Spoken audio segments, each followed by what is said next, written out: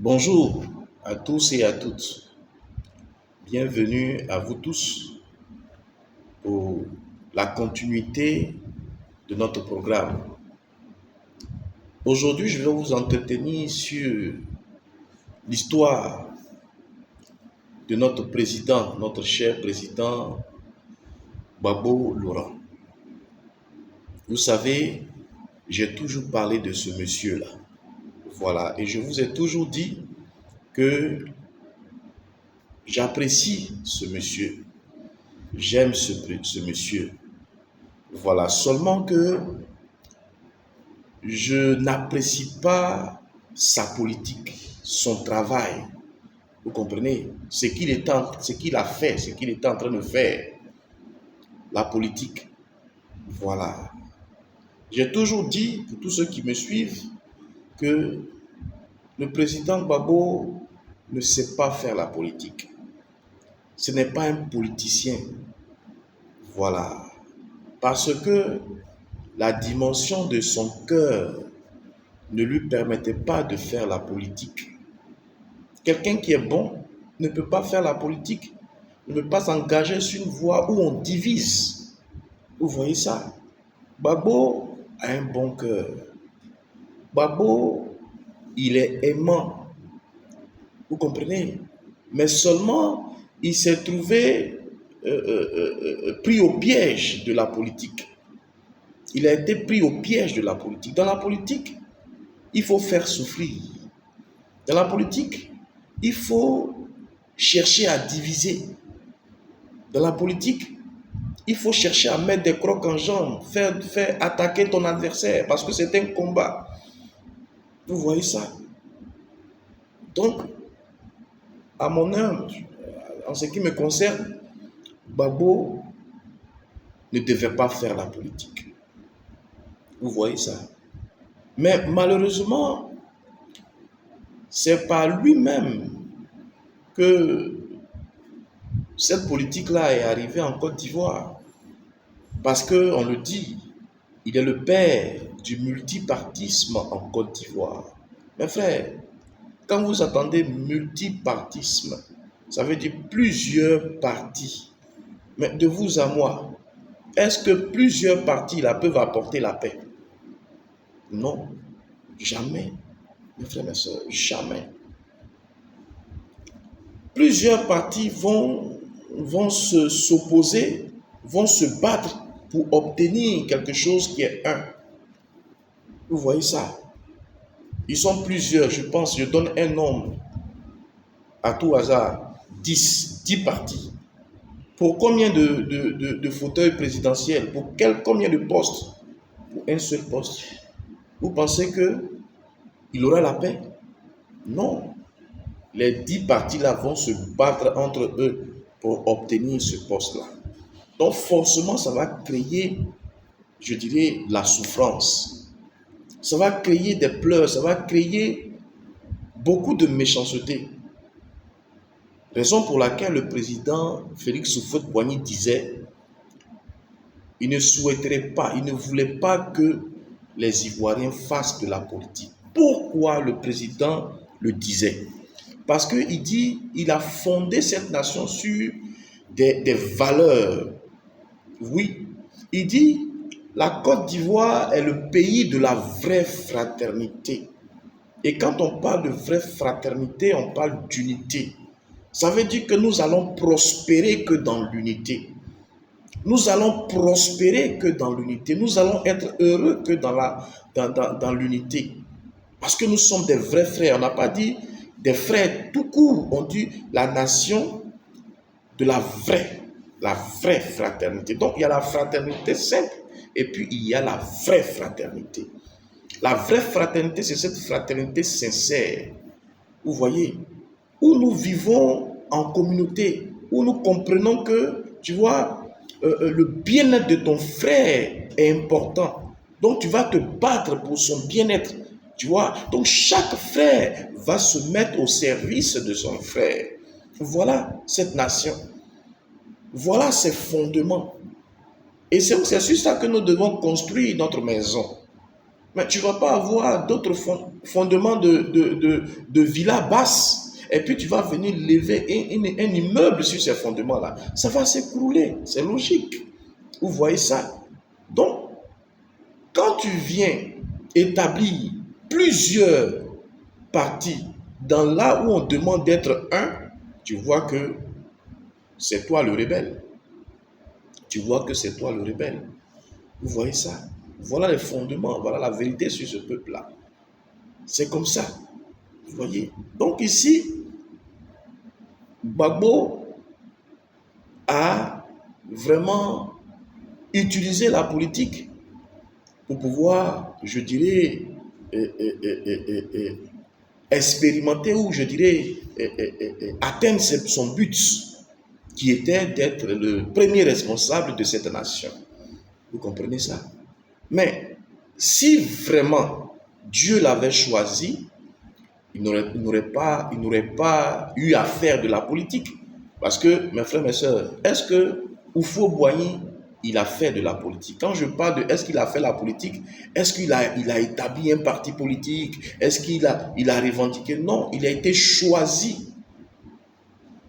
Le président Félix Houphouët-Boigny a été choisi par Dieu. Donc forcément, son successeur devait être aussi choisi par Dieu et être établi par concours de circonstances. Ça a toujours été comme ça, même dans nos traditions, dans nos civilisations africaines. Je vous ai parlé de l'histoire de Soundiata Keïta et de Soumaoro Kanté.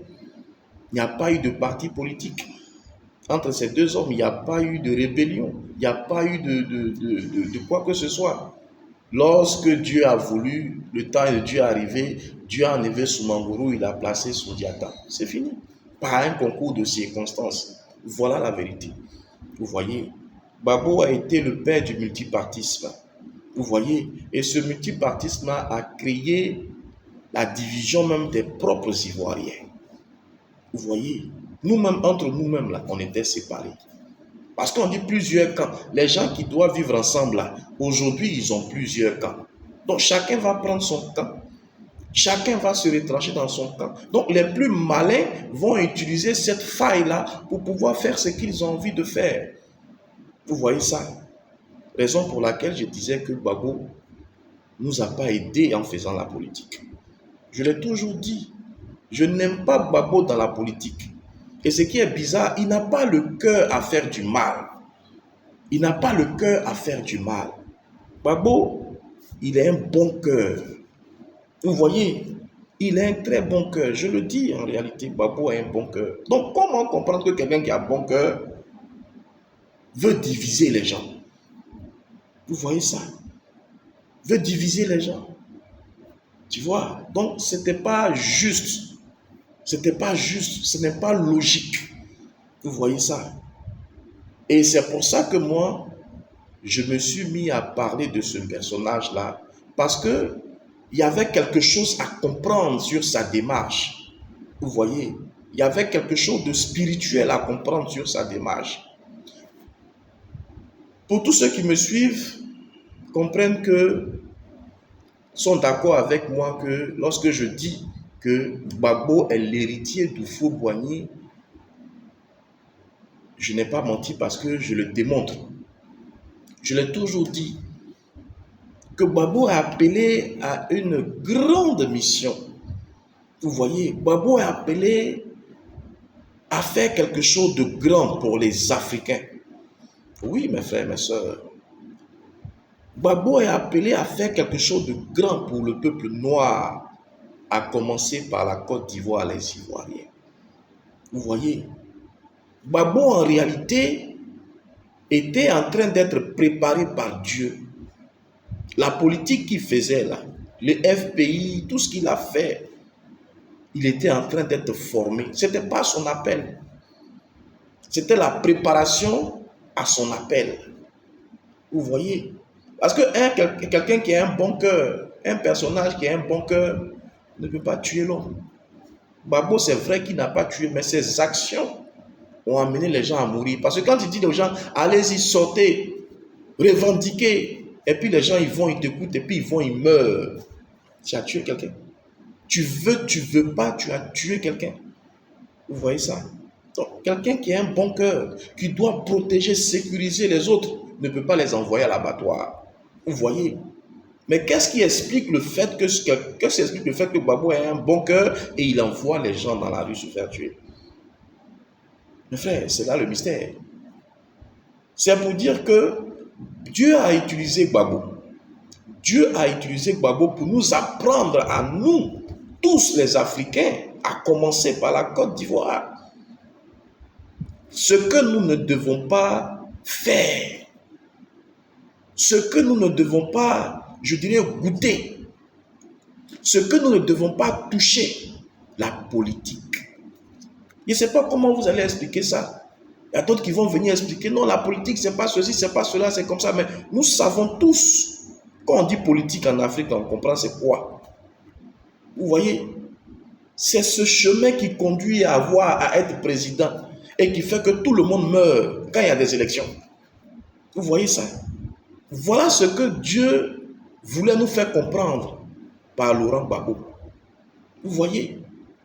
Il a envoyé pour que nous puissions comprendre ce qu'on appelle le multipartisme. Parce que Houphouët-Boigny disait de ne pas faire.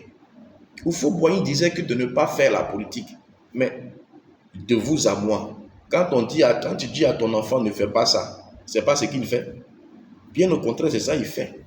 Tu vois? Donc pour que l'interdit soit ancré en nous, il fallait qu'on expérimente. Il fallait qu'on expérimente ce chemin tortueux, ce chemin qui allait nous causer beaucoup de mal. Voilà pourquoi Dieu a envoyé Gbagbo Laurent. Il dit, va, il faut les faire monter, il faut leur présenter le fruit de la rébellion, le fruit du multipartisme, de la séparation, de la division. Il faut les faire expérimenter ça. Il faut leur donner, je dirais, le résultat. Il faut qu'ils vivent. Il faut qu'ils vivent vraiment ce chemin-là qui amène à la division. Il faut qu'ils expérimentent ça. Et c'est comme ça que Dieu a donné toutes les forces à Gbagbo pour qu'on puisse expérimenter le multipartisme, qui est un élément qui nous divise. Vous comprenez? On a expérimenté. On a vu ce que c'est que le multipartisme. On a vu ce que c'est que la politique. On a vu ce que c'est que le soi-disant, les soi-disant démocratie. On a tout vu. Et on constate, malheureusement, le résultat négatif de tous ces agissements-là. Nous sommes en train de souffrir. Parce qu'on est divisé. On va se battre. On va s'attaquer les uns les autres. Non, toi tu es de tel bord, toi tu es de ici. Et on ne va pas s'entendre. Vous comprenez? Et quand un clan va prendre le pouvoir, mais ils ne vont pas s'amuser à faire la passe aux autres. Parce qu'ils se disent que c'est notre temps, il faut que nous on soit là, et puis c'est fini. Il faut qu'on mange, il faut qu'on ne se soucie pas des autres, parce que le jour qu'on n'est plus là, c'est fini. Vous comprenez? Voilà ce qui nous arrive aujourd'hui. Voilà notre souffrance. Mais ce qui est intéressant, Dieu qui est miséricordieux, logiquement, quand quelqu'un fait des erreurs, qu'il a compris qu'il a fait des erreurs, qu'est-ce qu'il fait? Il s'y répand. Parce que ce qu'on ne sait pas, Dieu aussi passe par les épreuves pour nous parler. Vous voyez ça? Dieu passe par des épreuves pour nous parler. Vous voyez ça? Dieu donc a utilisé Gbagbo pour nous parler de ce que nous ne devons pas faire, de ce que nous ne devons pas être. Vous voyez ça? On a compris aujourd'hui qu'est-ce qu'on doit faire. Se retourner vers Dieu pour dire on a compris. On a compris, c'est ce qu'on appelle la repentance. La repentance, ce n'est pas une simple confession dans la bouche. C'est se détourner de la mauvaise voie que tu as prise, si tu comprends. Se détourner. Donc toi qui as suscité la division au sein de la maison, il faut que tu sois celui-là même qui va réunir les gens. Vous comprenez? Donc aujourd'hui, Gbagbo qui a expérimenté, qui a créé cette division, normalement, c'est à lui que revient la tâche de nous réunifier. De nous réunifier. Parce qu'il a expérimenté. Il connaît plus l'importance que nous. Vous voyez? Il faut qu'il s'asseye et qu'il fasse son mea culpa et qu'il comprenne que il a pris un mauvais chemin. Mais avec Dieu, quand tu es conscient, quand tu sais que tu te repens, qu'est-ce qu'il fait? Il dit, il te reprend, pardonnez-moi. Il te reprend. Vous voyez? Donc aujourd'hui, ce que le président Félix Houphouët-Boigny disait que vous êtes unis, je ne veux pas comment on appelle ça, le multipartisme. Là. Vous voyez? Et il a dit, Babo, hélas tu me ressembles. Je vous disais que Houphouët-Boigny était un prophète. Babo aussi était un prophète parce que envoyé par Dieu pour une mission. Vous voyez ça? Donc il a dit, c'est comme s'il disait à Babo, vas-y et fais. Fais ce que tu as à faire. Mais toi aussi, tu as été mandaté par Dieu. Tu vois, non, pour apporter de bien. Mais il fallait que les gens comprennent ce que Houphouët disait. Ne touchez pas au multipartisme. N'établissez pas le multipartisme en Côte d'Ivoire, sinon vous allez souffrir. Donc, Gbagbo a expérimenté. Il doit maintenant aller dans le sens d'Houphouët. Il doit maintenant ressembler à Houphouët et travailler dans le chemin, je dirais dans la voie que Houphouët a laissé, a tracée. Unir les Ivoiriens. Et de par cette unité qui va être établie en Côte d'Ivoire, unir tous les Africains. Je pense qu'il est dans la logique de cet appel. Voilà pourquoi il a sorti du FPI pour créer le PPACI, le parti des peuples africains. Vous voyez? Donc, vu ce déménagement-là, on peut comprendre clairement que Gbagbo n'a pas fini de travailler. Il a un travail à faire. Il a un travail à faire. Son appel maintenant doit être établi. C'est maintenant qu'il va commencer à travailler pour son peuple. C'est maintenant que Gbagbo va travailler. Il va unir des gens. Il va unir les Africains. Il va unir les Ivoiriens. Et c'est son appel, c'est ce qu'il doit faire. Pour cela, il faut qu'il se repente. La repentance, c'est pas dire non, j'ai mal fait parce que je ne devais pas faire ceci. C'est se détourner de la mauvaise voie qu'il a prise. Le multipartisme qu'il a créé là. Il doit nous ramener à l'unité. Voilà son appel. Voilà ce que Gbagbo doit être. Voilà ce que Gbagbo doit devenir. Voilà. Donc, nous allons tous prier pour Gbagbo Laurent, afin que ses yeux s'ouvrent et qu'il devienne celui que Dieu veut qu'il soit, pour le bonheur des Ivoiriens et le bonheur des Africains. Soyez bénis et on se retrouve très bientôt.